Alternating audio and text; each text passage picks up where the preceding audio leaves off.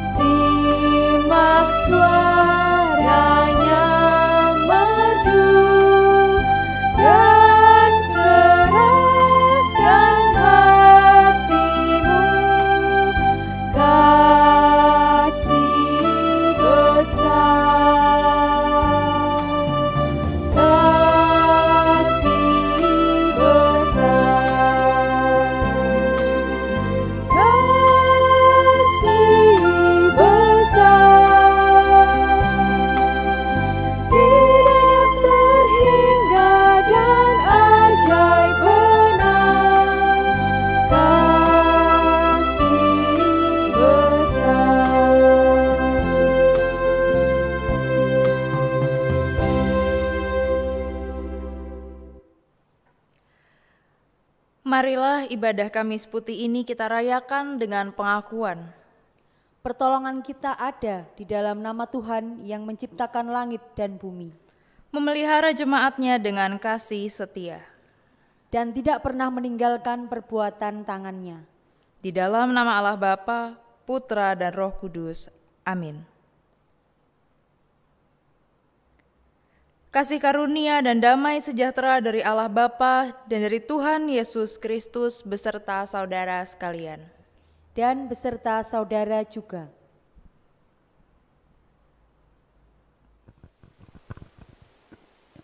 Paskah berarti berjalan melewati.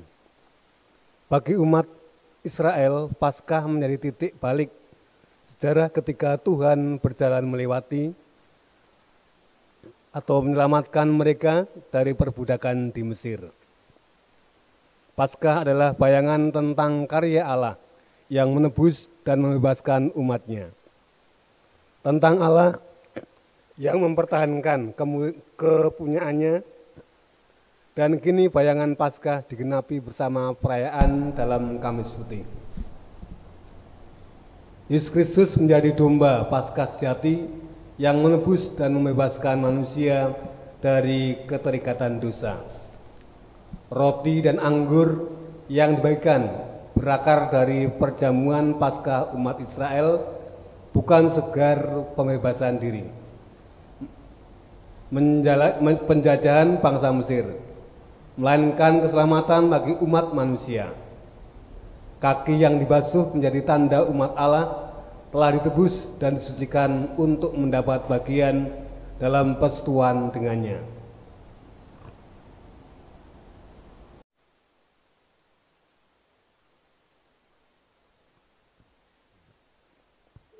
Di malam peringatan menyongsong karya pembebasan dan keselamatan Allah, marilah kita merendahkan diri di hadapan Tuhan di dalam doa. Tuhan, mengapa sulit bagi kami untuk tetap mengarahkan pandangan kepadamu? Mengapa kami disibukkan hal-hal kecil sehingga menyusahkan diri untuk berjumpa denganmu? Mengapa pikiran kami melayang-layang dalam menginginkan hal yang menyesatkan? Mengapa kami meragukan kasih dan rahmat-Mu? Bukankah Engkau cukup bagi kami dan menyediakan segala yang kami perlu? Tuhan, terimalah kebingungan dan kelelahan kami. Pandanglah kami dalam segala kemalangan kami. Biarkanlah kami merasakan hadirat-Mu di tengah kegelapan dan ketidakberdayaan. Biarkanlah kami bertahan untuk tidak lari dalam keputusasaan. Biarkanlah kami berdiam diri untuk tidak menyembunyikan diri dari hadapan-Mu. Tuhan, angkatlah tubuh kami yang gerah dan lemah. Pulihkanlah pikiran kami yang kacau dan resah. Teduhkanlah jiwa kami oleh kedamaian rahmat-Mu. Akhirnya, bawalah kami keluar dari kegelapan hidup dan selamatkan dari jeratan maut. Amin.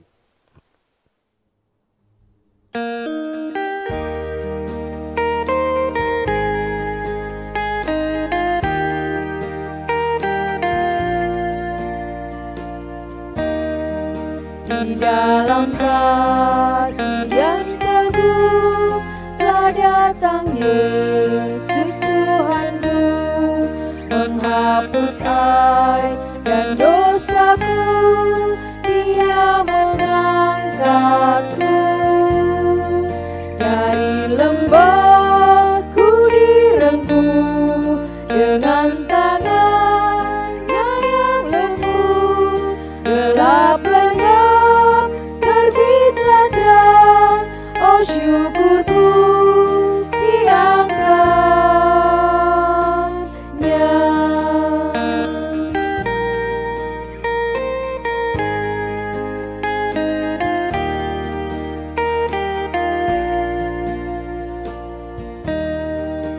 Suaranya telah ku dengar, memanggil aku yang cemar. Meskipun dosaku besar, Dia mengangkatku dari lembahku direngkuh dengan tangannya yang lembut, gelap lenyap terbitlah terang, oh syukurku diangkatnya.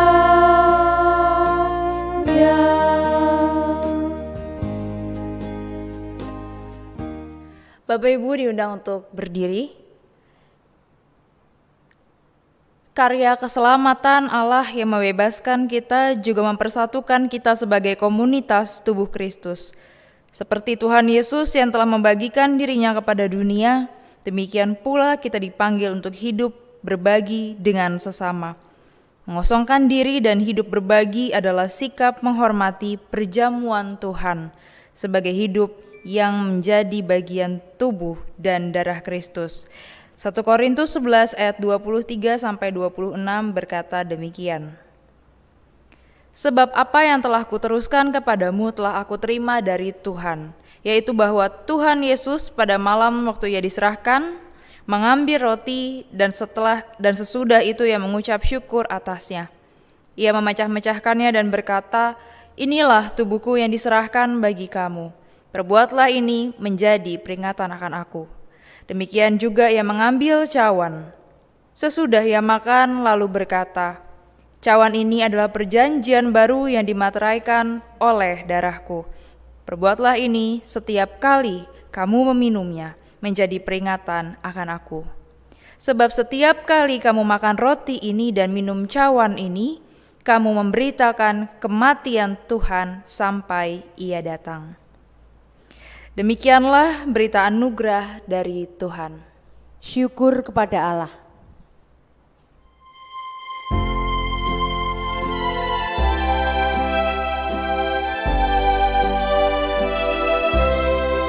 Agunglah kasih Allahku, tiada yang setaranya.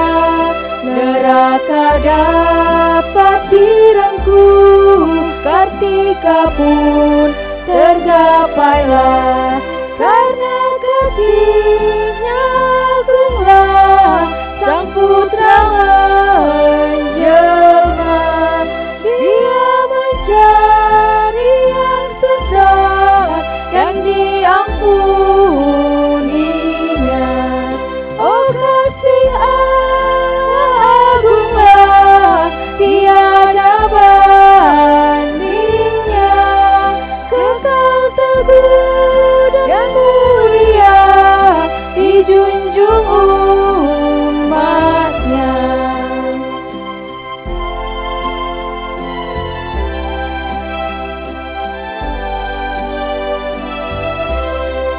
Apabila zaman berhenti dan tahta dunia pun lebur, meskipun orang yang keji telah menjauh dan tak kabur, namun kasih-Nya tetaplah teguh dan mulia. Agungkan bagi manusia, dijunjung umat-Nya. Oh, kasih Allah agunglah, tiada bandingnya. Kekal teguh dan mulia dijunjung umat-Nya.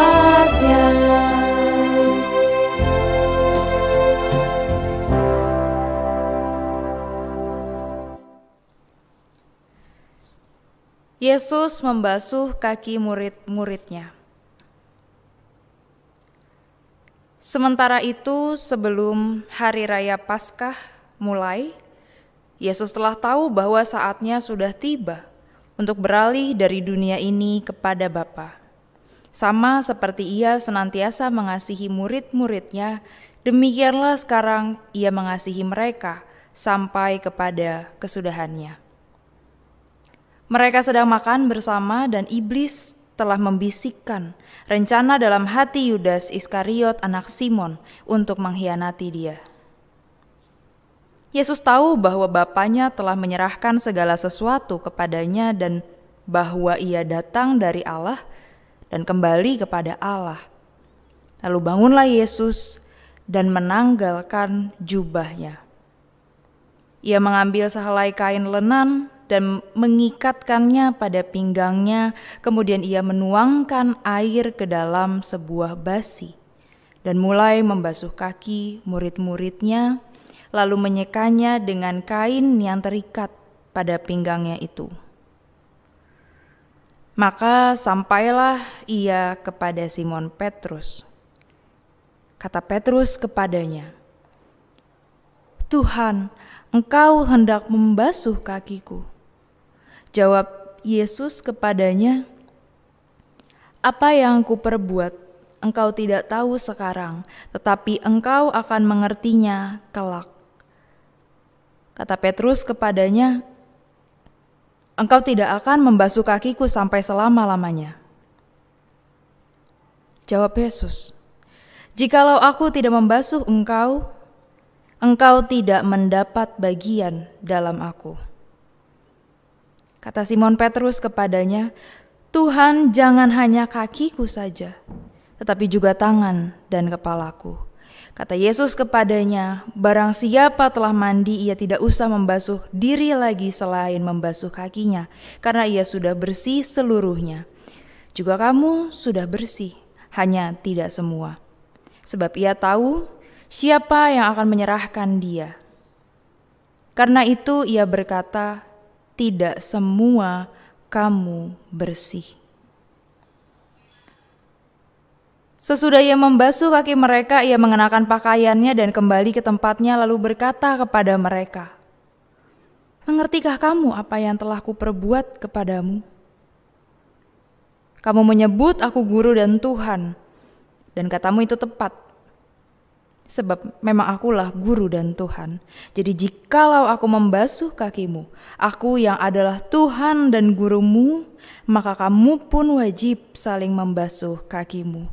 Sebab aku telah memberikan suatu teladan kepada kamu, supaya kamu juga berbuat sama seperti yang telah kuperbuat kepadamu.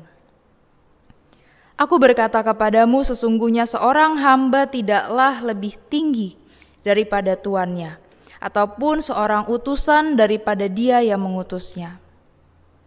Jikalau kamu tahu semua ini, maka berbahagialah kamu jika kamu melakukannya." Melalui pembasuhan kaki dalam perayaan Kamis Putih, kita dipanggil untuk mendapat bagian dalam persekutuan kasih Allah, melalui hidup rendah hati dan melayani. Maukah kita menerima panggilannya? Saat ini kita semua diajak untuk menghayati pembasuhan kaki yang dilakukan oleh Tuhan Yesus bersama-sama dengan keluarga di rumah, atau jika Bapak Ibu berada saat ini sendiri, dapat mengambil waktu hening untuk menghayati pembacaan Yohanes 13 ayat 1 sampai 17 yang tadi sudah kita tayangkan di dalam video. Selamat menghayati pembasuhan kaki.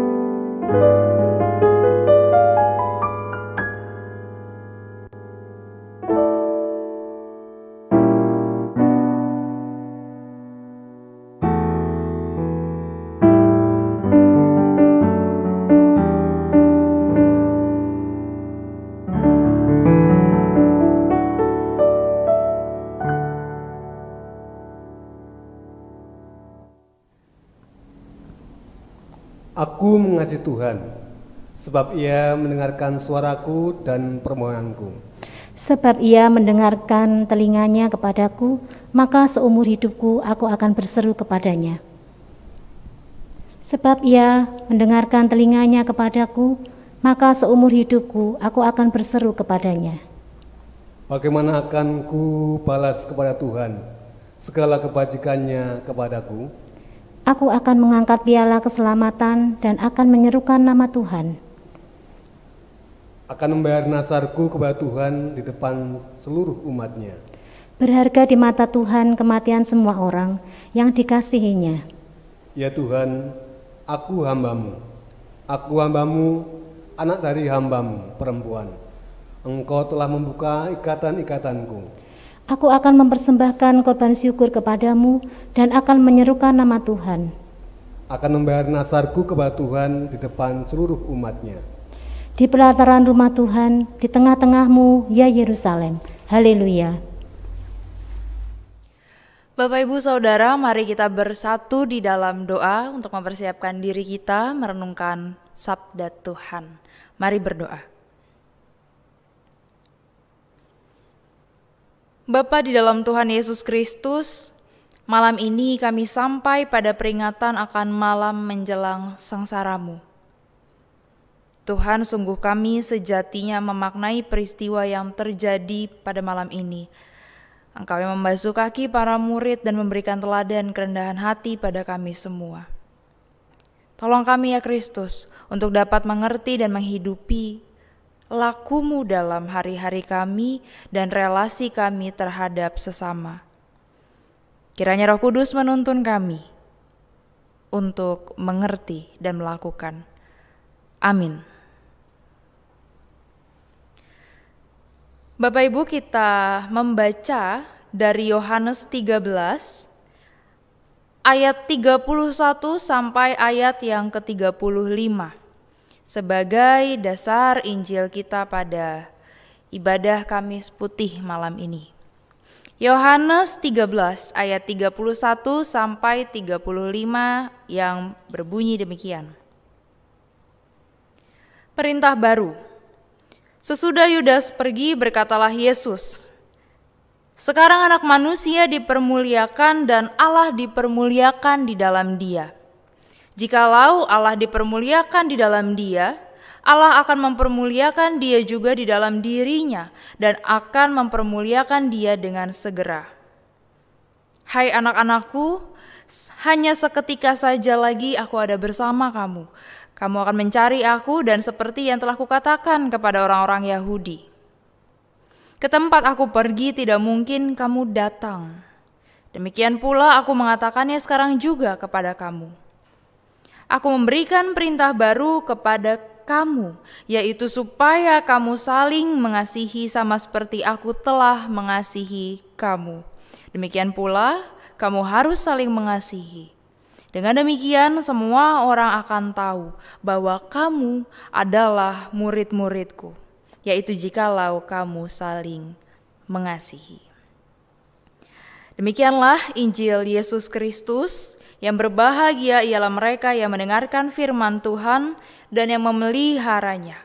Hosiana.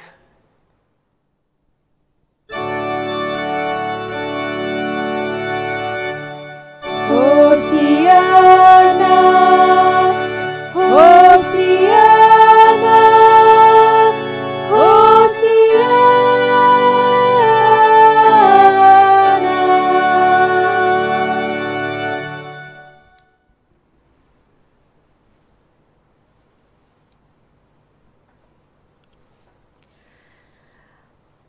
Bapak Ibu, satu pertanyaan yang coba kita bayang-bayangkan saat ini. Bayangkan aja. Apa yang akan kita lakukan bila kita mendapat kesempatan untuk hidup 1 minggu terakhir di dunia? 1 minggu loh. 1 minggu apa? 1 minggu terakhir yang kita punya di dunia, lalu kita mau buat apa nih? Ceritanya gitu. Biasanya ada banyak jawaban seharusnya sesuai dengan latar belakang orang-orang tersebut, sesuai dengan latar belakang kita. Mungkin ada yang ingin dalam 1 minggu itu hanya menikmati makanan yang dia suka, atau dari 1 minggu itu dia hanya ingin pergi ke tempat-tempat yang punya sejarah dalam hidupnya, atau tempat-tempat yang dia suka. Atau mungkin nggak mau kemana-mana, nggak mau makan apa-apa, mau bersama-sama aja sama orang yang dikasihi di rumah. Berbeda-beda mungkin. Tetapi walaupun berbeda-beda, semua jawaban cenderung menunjukkan pada akhirnya pada keinginan untuk memuaskan diri sendiri. Ketika kita bicara soal saat-saat terakhir hidup kita di dunia. Kenapa? Karena sepertinya ini terasa wajar. Mengingat bahwa realitas kematian menjadi akhir kehidupan di dunia. Artinya dengan kematian berarti hidup tidak dapat kembali lagi. Dan juga gak ada lanjutannya lagi, part 2-nya gitu di dunia ini. Gak ada, ya udah stop di situ. Segala kesempatan sudah berakhir. Semuanya sudah berhenti. Apa yang kita perjuangkan, apa yang kita inginkan, apa yang kita impi-impikan, tercapai atau belum tercapai, ya sudah berhenti. Sayangnya, kematian itu adalah sebuah misteri. Kita nggak tahu kapan, kita nggak tahu di mana, dan kita nggak tahu bagaimana. Sehingga walaupun kita tahu bahwa kita akan sampai pada titik itu, mungkin kita cukup sering atau setidaknya pernah menyatakan bahwa belum siap dengan kematian. Pun kita tahu bahwa itu adalah kepastian. Tapi kita belum selalu siap dengan itu. Belum siap bisa jadi juga karena merasa kematian itu merupakan puncak dari kehilangan. Mati adalah kehilangan segala yang ada di dunia ini dan tidak membawa apapun. Apa yang kita dapatkan di sini, apa yang kita usahakan, kekayaannya, kedudukannya, orang-orang yang bersama-sama dengan kita pun kita tinggalkan kok. Bahkan tubuh kita sendiri juga kita tinggalkan. Saya rasa ini adalah pandangan yang umum. Setiap orang apapun latar belakangnya pasti punya pemahaman kematian yang begitu. Bahwa kematian ini tidak meninggalkan, tidak membawa apapun. Hanya diri kita sendiri, bahkan fisik aja ditinggalkan di dalam tanah. Makanya seolah-olah kematian ini ibarat kegelapan. Kalau dalam gelap kan kita serba tidak tahu. Dalam kegelapan kita nggak bisa lihat arah. Dalam kegelapan kita nggak bisa cari barang. Dalam kegelapan kita tidak bisa melakukan sesuatu dengan benar. Dalam kegelapan kita hidup dalam ketidakpastian. Mungkin itu kesamaan dari makna kegelapan dan juga kematian. Sama-sama tidak tahu. Sama-sama tidak bisa dimengerti. Namun apa yang membuat kematian di dalam Kristus itu berbeda, karena kematian di dalam Kristus tidak hanya bicara tentang fisik di dunia, namun sebuah realitas kehidupan tanpa Allah. Kondisi kegelapan hidup manusia adalah kondisi manusia tanpa Allah. Sejatinya manusia mati ketika hidup tanpa Allah. Dia akan dikuasai rasa takut, tidak berdaya, tidak dapat melakukan apa yang benar. Dan ini sifatnya menyeluruh. Bahkan dalam kehidupan bisa aja sebenarnya kita mati. Karena apa? Karena kita merasa tidak lagi membutuhkan Allah. Kita berusaha menjauh dari Allah. Bahkan seringkali kita lebih takut pada kematian yang terjadi atas fisik kita, yang terjadi nanti, yang terjadi kelak, namun abai dengan kematian atas cinta kita kepada Kristus, yang harusnya sejak saat ini pun sudah kita pelihara, sudah kita bangun, sudah kita hidupi. Dan ternyata kita seringkali justru abai di situ. Bapak Ibu, pada malam menjelang perjalanan sengsaranya, atau yang kita rayakan dalam Kamis Putih saat ini, justru mengajak kita melihat saat-saat terakhir Yesus yang sungguh berbeda dari apa yang dunia biasa saksikan. Yesus tidak menggunakan kematian atau hari-hari terakhirnya sebagai kesempatan bagi dirinya sendiri. Yesus tidak menunjukkan bahwa saat kematian adalah saat kehilangan segalanya, tetapi kematian adalah kemuliaan. Ini jelas berbeda dengan apa yang kita pahami. Kita diteguhkan kembali seharusnya makna Paskah itu apa ketika kita menghayati peristiwa Kamis Putih. Kalau di dalam perjanjian lama kan Paskah peringatan keluarnya bangsa Israel dari perbudakan di tanah Mesir. Memang ada penderitaan saat itu, di mana anak domba harus dikorbankan, darahnya harus ditorehkan, sayur pahit yang harus dimakan, kemudian ada bayang-bayang maut di mana anak-anak sulung bangsa Mesir akan dibinasakan. Tetapi segala kengerian itu justru menjadi sebuah jalan penebusan dan pembebasan bagi umat Allah. Nah, di malam terakhir bersama dengan murid-muridnya, Yesus menunjukkan juga bahwa dia dinaungi bayang-bayang kesedihan, bayang-bayang penderitaan. Ada Yudas Iskariot yang akan mengkhianati, ada Petrus yang akan menyangkal sebanyak 3 kali. Ada pula murid-murid yang masih belum mengerti kehendak Kristus dan kelak akan menjauhi dia dan menyelamatkan diri. Tetapi Yesus tidak menunjukkan kesedihannya pada malam itu.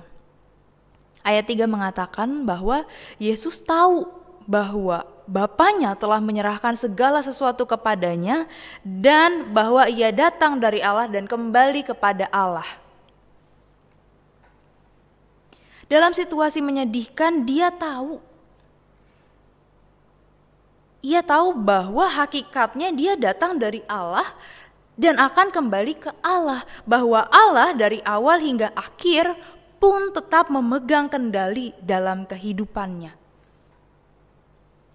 Karena Yesus datang dari Allah dan akan kembali kepada Allah, maka akhir kehidupan adalah sebuah kemuliaan, bukan sebuah akhir yang kosong dan hilang. Penderitaan dan kematiannya justru menyatakan kemuliaannya, kemuliaan atas karya Allah bagi manusia. Makanya saat perjamuan malam terakhir, Yesus kemudian bertindak dengan membasuh kaki para murid. Untuk menunjukkan apa, Bapak Ibu? Untuk menunjukkan bahwa ia mengambil bagian yang terendah. Yesus mau memegang bagian yang terkotor, melakukan pekerjaan seorang hamba saat itu. Itulah kemuliaan di ujung kehidupannya. Itulah yang dia lakukan di ujung kehidupannya. Kemuliaan Allah bukan ditunjukkan pada dirinya sendiri, tetapi kepada orang lain.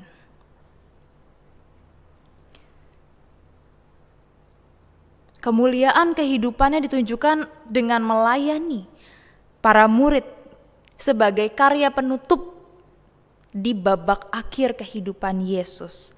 Apa sih yang Tuhan Yesus mau ajarkan dan teladankan bagi kita semua dengan peristiwa itu? Dengan tindakan pembasuhan kaki yang ia lakukan. Pertama, saya mau kasih 3 hal. Yang pertama, kasih itu tidak pernah berkesudahan. Kasih gak kenal berhenti, kasih gak kenal menyerah. Di bawah bayang-bayang kematian, pembasuhan kaki menunjukkan kasih itu tuntas. Kasih itu akan menyelesaikan sampai akhir. Bahkan sekalipun berhadapan dengan seseorang yang berkhianat, seperti Yudas Iskariot, seorang yang menyangkal seperti Simon Petrus, hingga para pengecut seperti para muridnya yang lain, pembasuhan kaki menunjukkan bahwa kasih Allah tidak dapat ditahan dan tidak dapat dihentikan oleh kejahatan manusia. Dia seperti terang di dalam kegelapan. Gak ada kegelapan yang dapat mengalahkan terang. Justru terang melenyapkan kegelapan. Demikian juga dalam kegelapan jiwa manusia, jiwa kita, jiwa saya dan Bapak Ibu.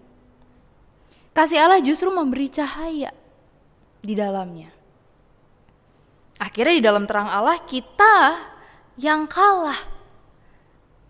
Di dalam terang Allah kita yang kalah. Keberdosaan kita akan tunduk dan menyerah di hadapan Allah. Nah, pembasuhan kaki mau mengangkat dan mengingatkan akan realitas jahatnya manusia, gelapnya manusia.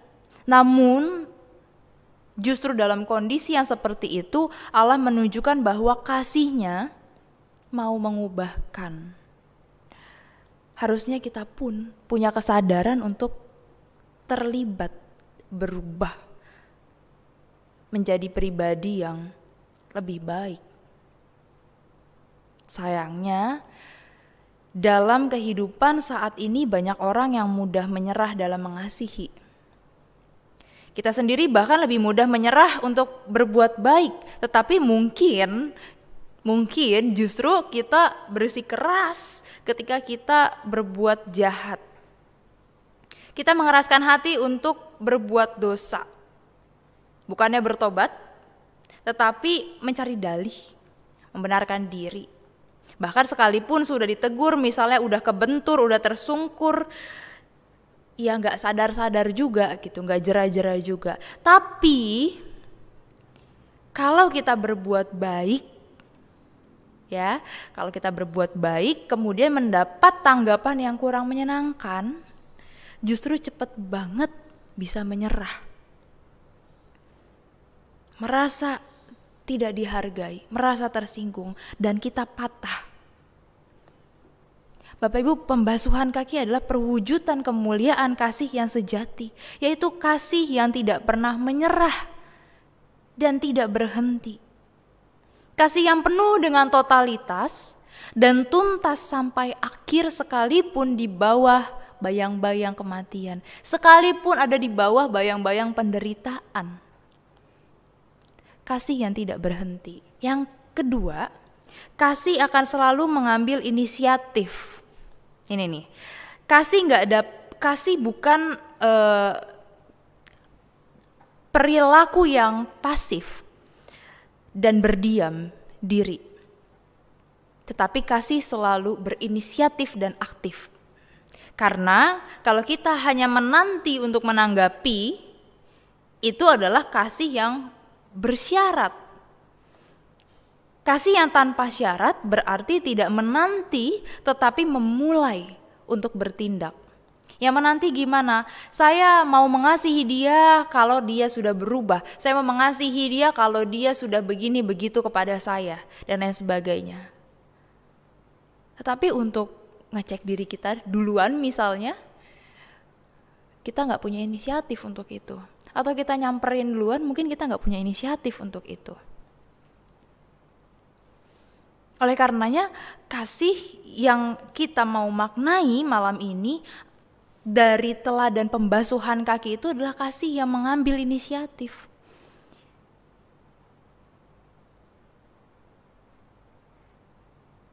Ketika Yesus membasuh kaki para murid gak pernah sebelumnya membasuh kaki Yesus. Itu kali pertama Yesus tiba-tiba mengambil air lalu dia membasuh kaki para murid. Yesus memang akan kembali kepada Allah, tetapi justru malah dia yang membasuh kaki muridnya. Dia akan kembali, dia akan masuk di dalam kemuliaan, tetapi di saat-saat terakhir dia mengerjakan itu. Hal ini menyatakan bahwa semakin dekat dengan Allah, seharusnya kita juga akan semakin dekat dengan manusia.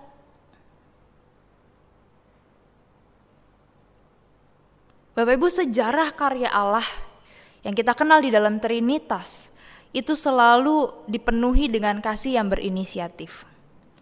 Allah berinisiatif mencipta, Allah berinisiatif untuk berinkarnasi di dalam diri Kristus, Allah berinisiatif untuk tinggal di dalam hati manusia, Allah berinisiatif untuk memelihara dan terus membarui diri manusia dan terus mencintainya. Bahkan bukan cuma manusia, seluruh ciptaan terus dipelihara. Sayangnya manusia seringkali memiliki kasih yang menunggu, bukan kasih yang berinisiatif. Ini yang menjadi masalah. Kita cenderung punya banyak syarat. Kita mau orang lain yang melakukan duluan, tetapi kita sendiri enggan untuk mendorong diri kita untuk memulai.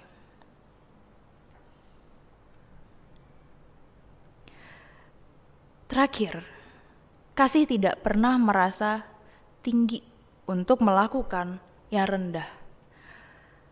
Di dalam kemuliaan, Allah mengosongkan diri, mengambil rupa manusia. Dari manusia, merendahkan diri menjadi hamba. Ini dalam taraf manusia, hamba ini kan di bawah gitu. Saat itu apalagi yang penuh dengan perbedaan status itu sangat mencolok. Dia mengambil rupa seorang hamba. Dari hamba merendahkan diri lagi di dalam penderitaan di kayu salib. Rendah lagi enggak? Rendah lagi. Dari kayu salib direndahkan lagi dalam kematian. Maka tindakan pembasuhan kaki hingga karya Yesus di kayu salib menunjukkan besarnya kasih dan tidak merasa pongah. Yesus ketika dia punya status yang tertinggi, kemudian berkali-kali dia melakukan sesuatu yang dianggap rendah di mata manusia. Kalau manusia gimana? Ya justru manusia cenderung malu, terlihat jelek. Malu terlihat tidak dihargai orang. Malu ketika direndahkan. Tapi tidak pernah malu untuk berbuat jahat. Nah, ini yang menjadi problem kita bersama. Tuhan Yesus mau menampilkan sisi bahwa kasih itu tidak ada gengsi. Kalau masih ada gengsi, biasanya masih ada batasan-batasan untuk kita mengasihi sesama kita. Karena pasti ada orang yang kita suka, ada orang yang tidak kita suka. Dan ketika batasan-batasan itu kita bangun dengan gengsi yang besar, maka sudahlah kasih itu gak bisa menembus. Karena kita sendiri yang menahan. Gitu ya Bapak Ibu. Akhirnya pelajaran utama, makna utama, pesan utama dari pembasuhan kaki yaitu kerendahan hati. Kerendahan hati sebagai jalan kemuliaan kasih, seperti tema kita pada hari ini. Dalam ayat 16 dan ayat 17 saya akan bacakan ulang. Aku berkata kepadamu, sesungguhnya seorang hamba tidaklah lebih tinggi daripada tuannya, ataupun seorang utusan daripada dia yang mengutusnya. Jikalau kamu tahu semua ini, maka berbahagialah kamu jika kamu melakukannya. Bapak Ibu, di bawah bayang-bayang kematian, kemuliaan kasih Allah menunjukkan bahwa kita akan tetap mengasihi hingga akhir. Seharusnya kita juga mengambil tindakan, mengambil inisiatif dan berani melakukan hal-hal yang dianggap rendah oleh orang lain, tetapi bukan rendah secara konyol, namun rendah yang mengarah kepada Allah. Yang kita tahu itu adalah yang benar. Barang siapa yang hidup dalam rendah hati, hidup di dalam melayani Tuhan dan sesama, dia tidak perlu takut kehilangan apapun. Bahkan orang yang hidup untuk melakukan pekerjaan Allah tidak perlu takut pada kematian, karena di dalamnya kita mendapatkan ketenangan mendapatkan penebusan, dan mendapatkan jaminan. Selamat memaknai Kamis Putih, selamat mempersiapkan diri juga untuk menyambut Jumat Agung. Kiranya Tuhan menolong kita semua. Amin. Saat hening bagi kita.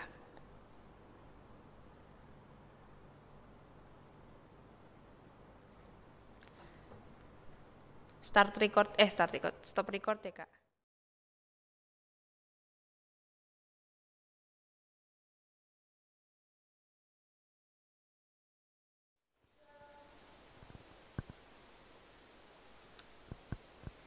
Bersama dengan umat beriman di seluruh dunia dan di sepanjang zaman, kita memperbarui iman kita dengan mengucapkan pengakuan iman rasuli bersama-sama. Aku percaya kepada Allah, Bapa yang Maha Kuasa, Khalik langit dan bumi, dan kepada Yesus Kristus, anaknya yang tunggal Tuhan kita, yang dikandung dari Roh Kudus, lahir dari anak darah Maria, yang menderita sengsara di bawah pemerintahan Pontius Pilatus, disalibkan, mati dan dikuburkan, turun ke dalam kerajaan maut. Pada hari yang ketiga, bangkit pula dari antara orang mati, naik ke surga, duduk sebelah kanan Allah, Bapa yang Maha Kuasa, dan dari sana ia akan datang untuk menghakimi orang yang hidup dan yang mati. Aku percaya kepada Roh Kudus, gereja yang kudus dan am, persekutuan orang kudus, pengampunan dosa, kebangkitan orang mati, dan hidup yang kekal. Amin. Bapak Ibu, kita masuk di dalam doa syafaat. Mari berdoa. Kerendah hatian Kristus menjadi terang bagi jalan kami. Kami rindu untuk memaknai kerendah hatian-Mu di dalam kehidupan kami di dunia, ya Allah. Meski tak jarang ego dan nafsu kami seringkali mengaburkan makna kerendah hatian yang Kau teladankan. Namun ajar kami senantiasa untuk tetap mengingat dan terus berusaha menjadi pribadi yang mengarah kepada Kristus. Menyambut sengsara-Mu di kayu salib, kami juga memohon tuntunan Roh Kudus untuk esok hari melalui ibadah kami dapat bersama-sama menghidupi penderitaan Kristus di kayu salib yang menjadi bagian juga dari kami yang mau berusaha memperbarui diri menjadi lebih baik. Di dalam segala keberadaan kami, doa ini kami naikkan. Amin. Marilah kita bersyukur kepada Allah atas kemuliaan kasih-Nya dengan menghaturkan persembahan syukur kita. Kita berseru menyatakan karya-Nya yang menyelamatkan kita. Mazmur 118 ayat 16-17. Tangan kanan Tuhan melakukan keperkasaan. Tangan kanan Tuhan berkuasa meninggikan. Tangan kanan Tuhan melakukan keperkasaan. Aku tidak akan mati, tetapi hidup, dan aku akan menceritakan perbuatan-perbuatan Tuhan.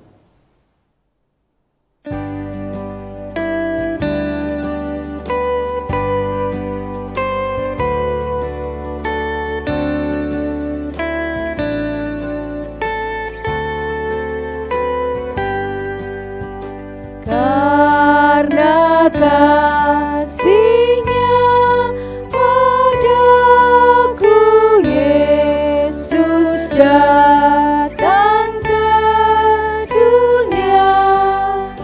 Ia telah memberi hidupnya gantiku yang bercela. Oh, betapa mulia dan ajaib kuasa-Nya, kasih Juru Selamat dunia menebus manusia.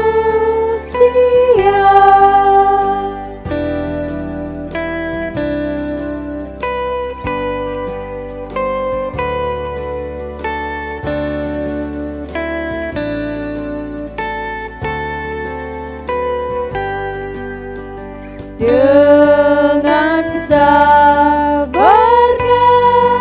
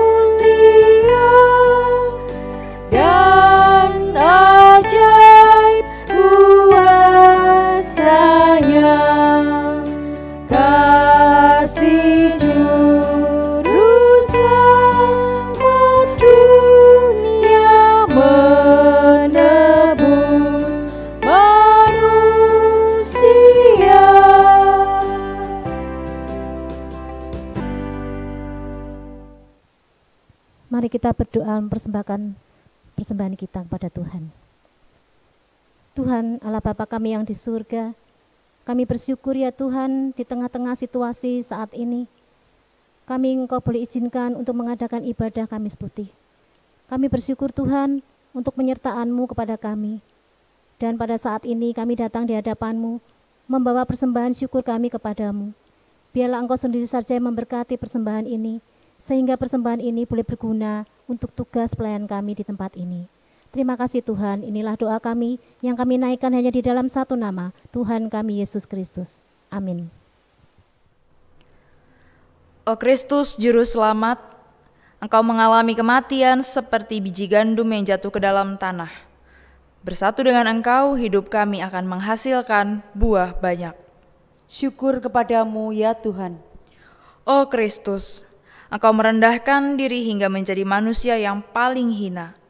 Engkau berada di dekat saudara-saudara kami yang terlantar dan ditinggalkan. Syukur kepadamu ya Tuhan. Karena kasih Engkau menanggung dosa-dosa kami dan meskipun tidak bersalah, Engkau mengalami kematian untuk mengangkat kami dari maut. Syukur kepadamu ya Tuhan. Berkat cinta-Mu Engkau mengalahkan kejahatan dan kebencian dan hidup bersama Bapa untuk selama-lamanya. Syukur kepadamu ya Tuhan. Dalam belas kasih-Mu, Engkau mendengarkan kami dan mengunjungi kami dalam kemalangan. Penuhilah hati kami dengan menampakkan cahaya wajah-Mu. Syukur kepadamu ya Tuhan.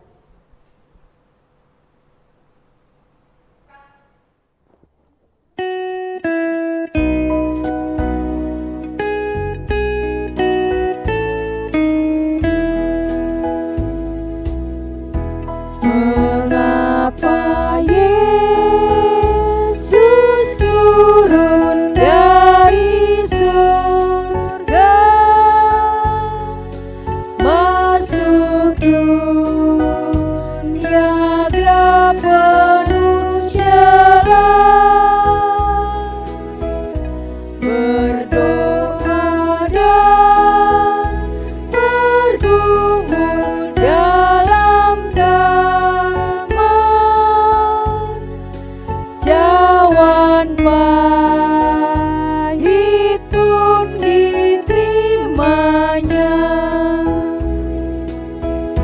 Mengapa Yesus menderita didera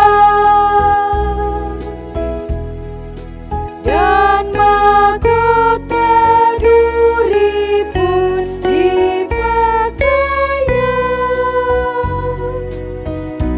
Mengapa Yesus mati bagi saya? Kasih-Nya, ya karena kasih-Nya.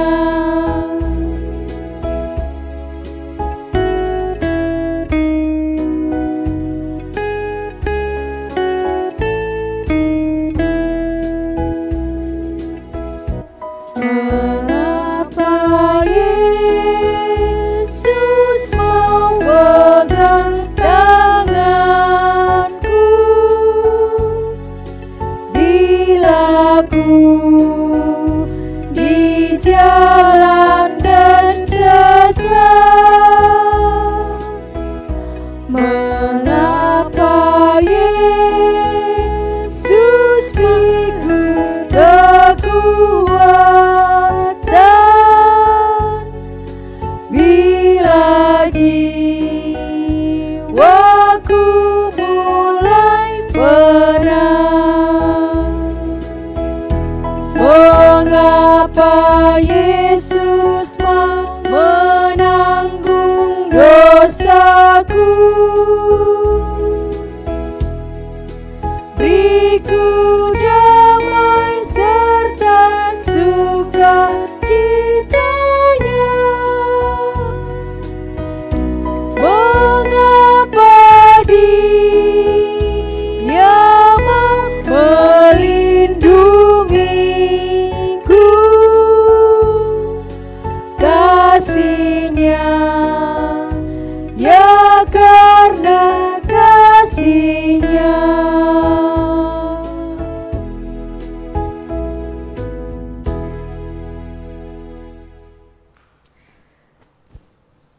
Kini terimalah berkat dari Tuhan.